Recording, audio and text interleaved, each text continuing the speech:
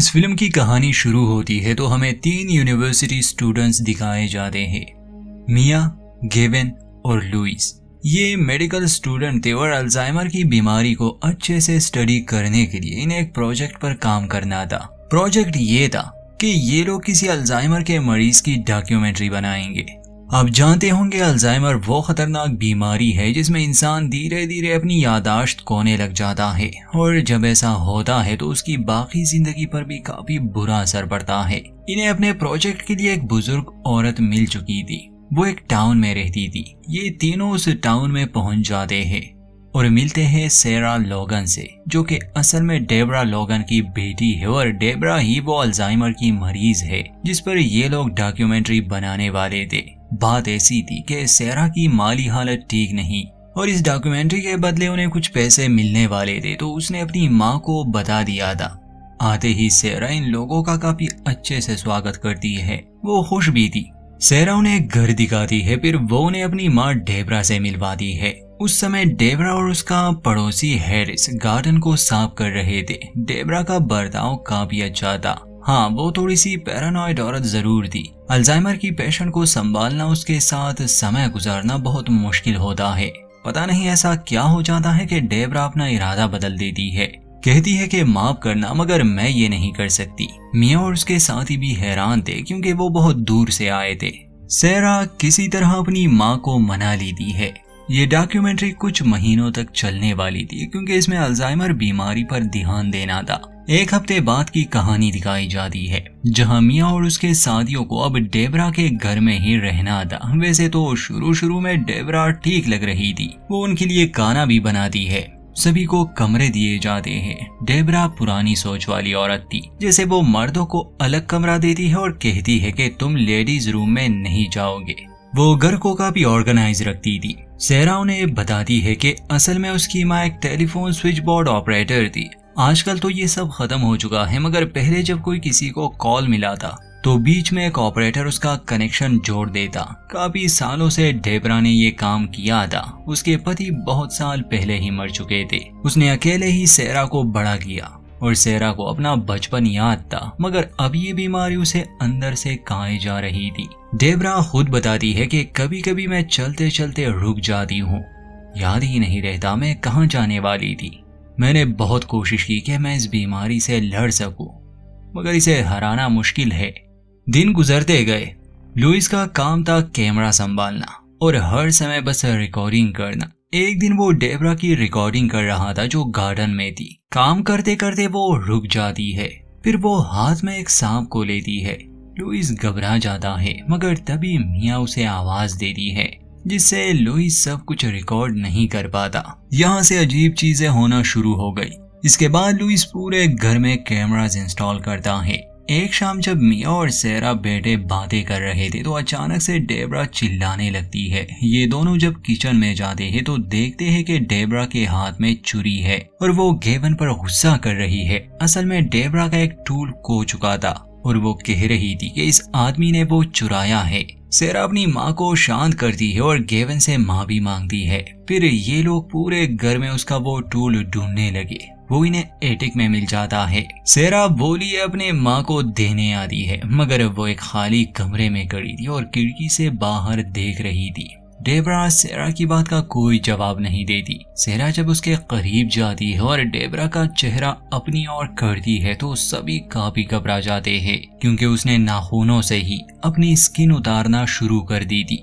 ये देखकर जल्द ही उसे हॉस्पिटल ले जाया जाता है। जो डॉक्टर डेबरा का इलाज कर रही थी उसका कहना था कि अब ये बीमारी खतरनाक होती जा रही है और उसने अपने साथ जो भी किया ये इस बीमारी में होना नॉर्मल है।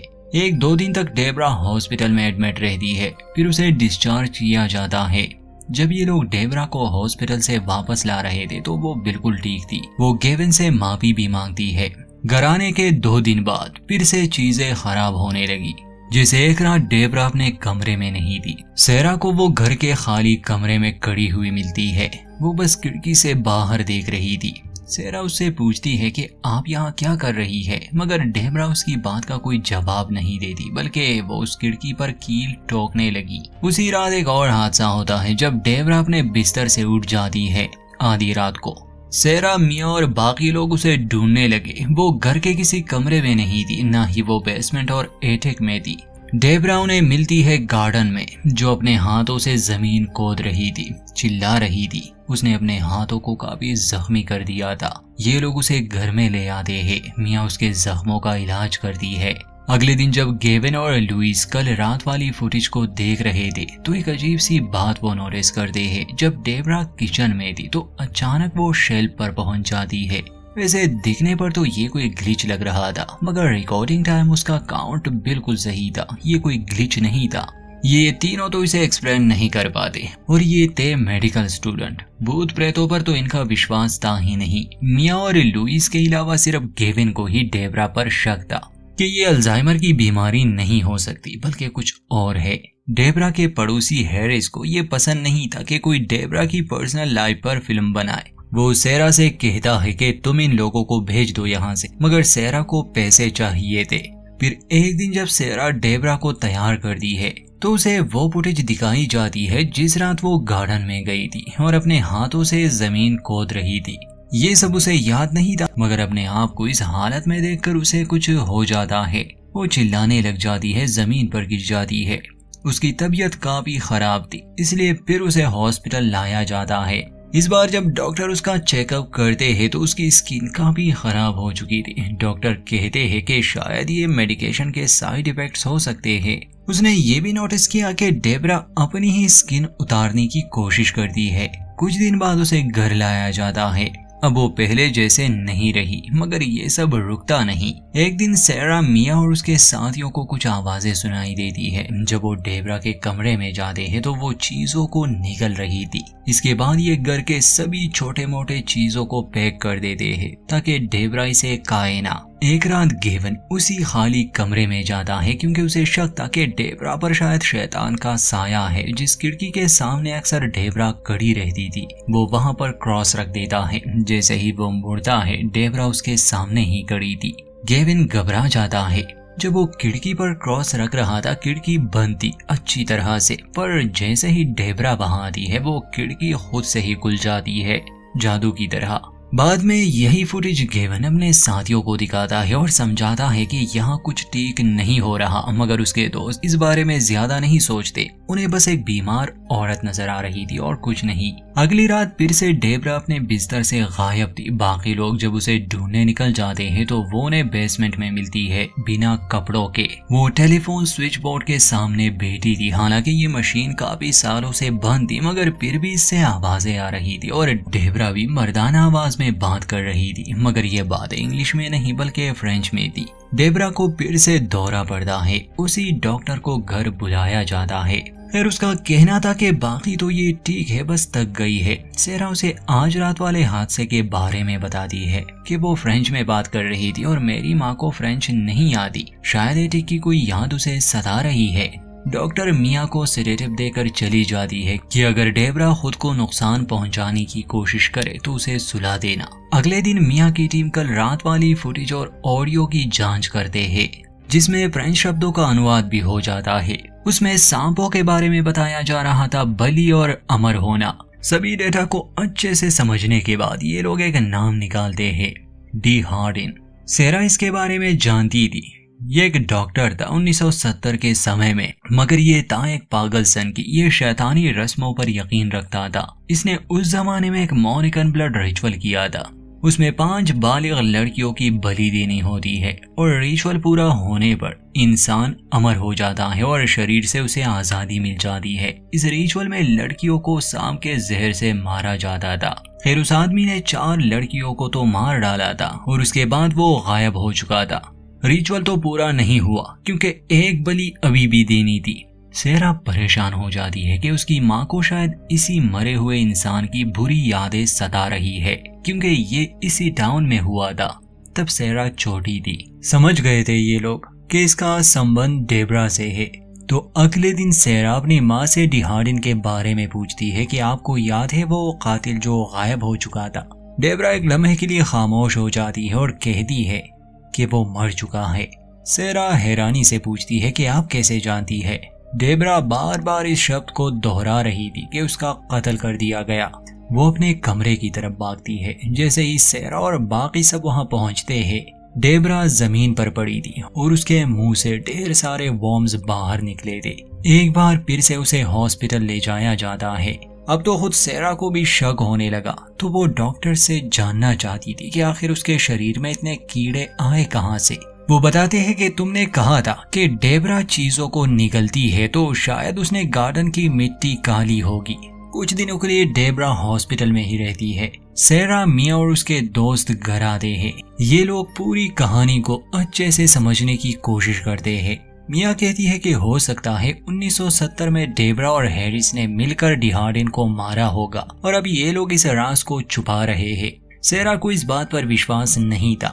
हैरिस ने कई बार सेरा को कहा कि वो इन लोगों को यहाँ से जाने को कहे। एक रात हैरिस, जो नशे में था, वो गन लिए मिया की कार को शूट करता है। ये लोग काफी डर जाते हैं। गेविन तो वहाँ से चला जाता है कि मुझे इस मुसीबत में नहीं पड़ना। बाद में पुलिस आती है और हैरिस को ले जाती है। अब रह जाते हैं मिया और लुइस। वहाँ हॉस्पिटल के सीसीटीवी कैमरास पर हमें दिखाया जाता है कि डेबरा अपने बेड से उठ चुकी है। उसने एक छोटी बच्ची को लिया है और हॉस्पिटल के बेसमेंट में चली गई है। हॉस्पिटल के स्टाफ को जब पता चलता है तो वो उसे ढूंढने आते हैं। उसने बच्ची को कोई नुकसान नहीं पहुंचाया था। सेरा अब ये समझने लगी थी कि अगर मिया की बात सही है तो उसकी माँ और हैरिस ने ही डिहार्डिन को कहीं दफनाया है। डिहार्डिन ने रिचुअल पूरा नहीं किया, मगर फिर भी किसी तरह उसकी आत्मा अब डेबरा को पॉजेस करके उससे यह रिचुअल पूरा करना चाहती है, मतलब कि एक और लड़की का कत्ल। सेरा एक पादरी के पास भी जाती है कि वो उस पर एग्जॉर्सिज्म करे, मगर वो साफ साफ इनकार कर देता है कि वो बीमार है, उसका इलाज होना चाहिए। एक शाम हैरिस हॉस्पिटल जाता है। वो डेबरा से बात कर रहा था, मगर डेबरा कहती है कि मुझे मार दो। इसके बाद हमें नहीं दिखाया जाता क्या हुआ, मगर डेबरा बेड से गायब थी और हैरिस को कुछ हो चुका था। एक तांत्रिक से सेरा को ये पता चला कि अगर डिहार्डिन की लाश को जलाया जाए तो आग उसे प्योरीफाई कर देगी और उसकी शक्ति भी खत्म हो जाएगी। सेरा हैरिस से पूछने की कोशिश करती है कि डिहार्डिन की लाश कहाँ उन्होंने दफनाई। बस वो इतना ही कह पाता है कि हमने उसे जिंदा ही गाड़ दिया था। सेरा, मिया और लुइस जल्दी से घर आते हैं और गार्डन को खोदने लग जाते हैं। सेरा कहती है कि शायद लाश यहीं पर है, क्योंकि गार्डन में काम करते हुए ही डेबरा इन्फेक्टेड हो गई होगी और अब उसे पॉजेस कर लिया गया। वहाँ उन्हें लाश नहीं मिलती, मगर सेरा रुकती नहीं। वो हर जगह की तलाश करती है और अंत में उसे एटिक और सेलिंग के दरमियान बोरी में बंद डिहार्डिन की लाश का एक हिस्सा मिलता है। सेरा उसे फायरप्लेस के पास ले आती है। अब उस बोरी से सांप निकल रहे थे। ये लोग जल्दी से उसे आग में फेंक देते हैं। दूसरी तरफ डेबरा हॉस्पिटल से उस बच्ची को जंगल में ले गई थी। सेरा जब अपनी माँ को देखने आई तो वो वहाँ नहीं थी। कुछ पुलिस वाले और सेरा, मिया और लुइस जंगल की तरफ जाते हैं। वहाँ एक पुरानी खदान थी, उसके अंदर उन्हें डेबरा मिलती है। डेबरा किसी सांप की तरह उस बच्ची को निगलने की कोशिश कर रही थी, मगर पुलिस वाला गोली चलाता है, इसलिए वो रुक जाती है। उस बच्ची को बचा लिया जाता है, मगर वो बार बार कह रही थी कि वो अच्छे आदमी है, वो मुझे नुकसान नहीं पहुंचाएंगे, मैं उसके साथ जाना चाहती हूँ। मतलब कि उसके दिमाग को भी कंट्रोल कर लिया गया था। डेबरा ने खुद को काफी जख्मी कर दिया था। वो किसी सांप की तरह जहर छोड़ने लगी थी, जिससे वो एक पुलिस वाले को भी बुरी तरह जख्मी कर देती है। अंत में उसी खदान में सेरा को डिहार्डिन की लाश का बाकी हिस्सा मिल जाता है। जैसे ही वो उसे जला देती है, डेबरा भी अपने होश में आती है। अगले दिन न्यूज पर यह खबर दिखाई जाती है कि बच्ची को बचा लिया गया है। इस बच्ची का नाम मेगन था, जिसे लुकीमिया था। कुछ महीने बाद दिखाया जाता है कि वो बच्ची बिल्कुल ठीक हो गई है। लोग इसे एक चमत्कार मान रहे थे। एक रिपोर्टर जब उससे इंटरव्यू ले रहा था तो मेगन एक क्रीपी सा लुक देती है, जिसका साफ मतलब यही हो सकता है कि वो शैतान यानी कि डिहार्डिन की ईवल स्पिरिट अब उस बच्ची में आ चुकी है। और यहीं पर इस कहानी का अंत।